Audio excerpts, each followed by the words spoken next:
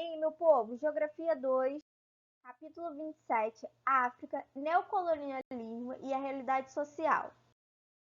Neocolonialismo. A Revolução Industrial trouxe uma grande necessidade de matérias-primas para as potências europeias, o que impulsionou o imperialismo e a colonização na África, como a partilha do continente da Conferência de Berlim.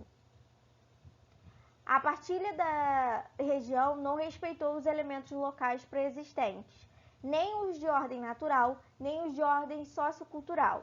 A criação de fronteiras, seguindo a política do dividir para governar, separou grupos étnicos em dois ou mais países e uniu outros, muitas vezes rivais, em um mesmo país, acarretando um grande número de conflitos em Ruanda, no Burundi, no Congo, entre outros locais.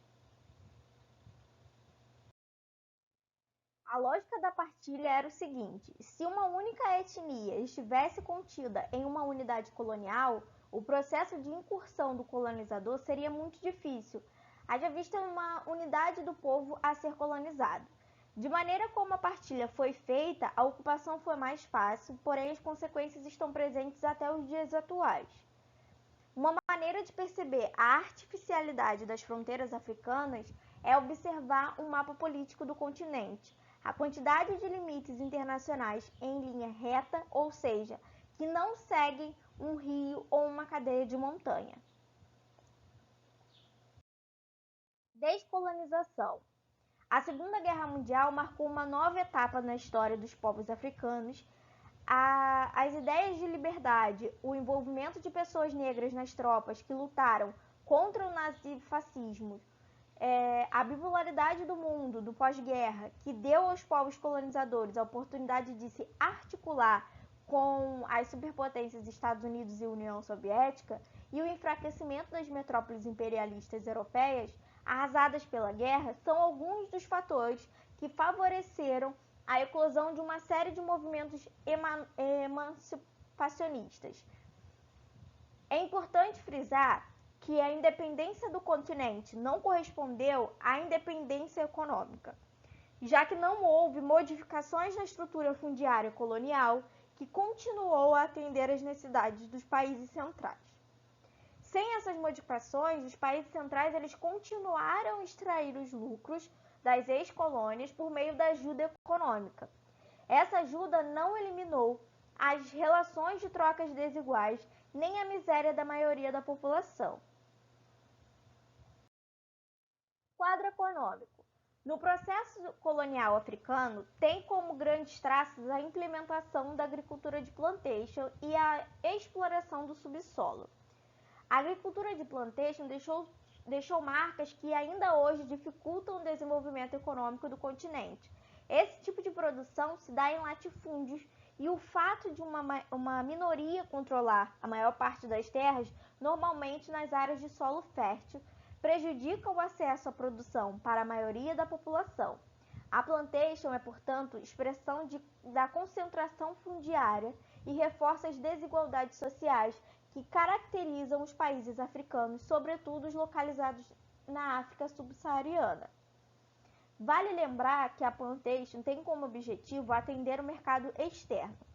Assim, esses países dependem intensamente de um ou dois produtos primários e dos seus principais mercados de importação.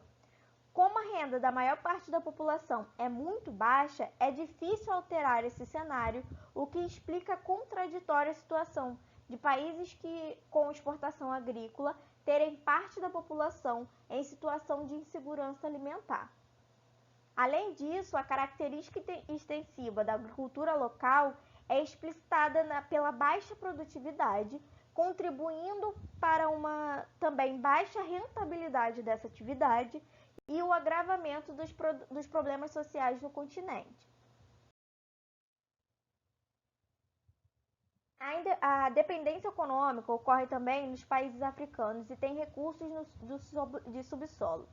Muitas vezes, a extração desses recursos não traz benefícios efetivos para a população local dos países, já que a maior parte do lucro gerado pela produção é destinado aos países investidores, Como exemplo dessa situação, tem o caso de Serra Leoa, um dos países mais pobres do planeta e importante produtor de diamantes. Instabilidade política. É outra importante marca dos países africanos que pode ser associada às raízes coloniais e que dificulta profundamente o desenvolvimento econômico e social. Por um lado, o quadro de grande desigualdade social que marca os países dificulta o exercício da cidadania por grande parte da população, contribuindo para as respectivas ditaduras e regimes autoritários. Por outro lado, há um sério problema em relação ao sentimento de pertencimento ao Estado Nacional. Isso porque, como já dito, a partilha colonial ela alterou a territorialidade de grupos étnicos, dispersando-os e gerando a coexistência de diferentes nacionalidades em um mesmo país. Um exemplo da situação é a Nigéria, com a maior população do continente e uma das maiores do planeta, 200 milhões de habitantes em 2019, segundo a ONU, há ainda uma enorme quantidade de povos diferentes no seu território. E é isso, meu povo. Dúvidas, escrevam nos comentários e até o próximo vídeo.